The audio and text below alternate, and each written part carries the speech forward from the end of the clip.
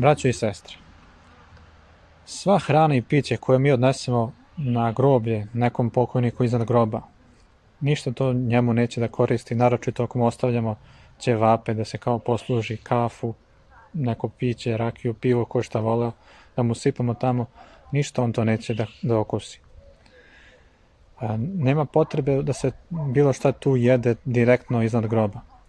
Ono što je tu korisno za pokojnika je da se čine dobra dela, između kojih je i milostinja, da namenimo za pokoj duše tog i tog, da se to dobro delo uračuna njemu, jer on više za sebe ne može da čini dobra dela. Ali možemo mi za njega.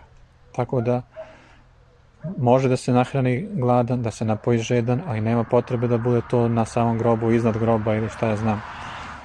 Znači može slobodno da bude i to i u restoranu ili kod nas kod kuće, naročito ako je došao sa strane, on je gladan i žedan.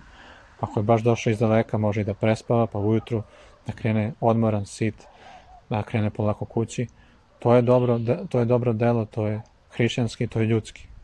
A iznad samog groba, šta ja znam, da se tu ostavlja hrana, on od toga stvarno nema ništa.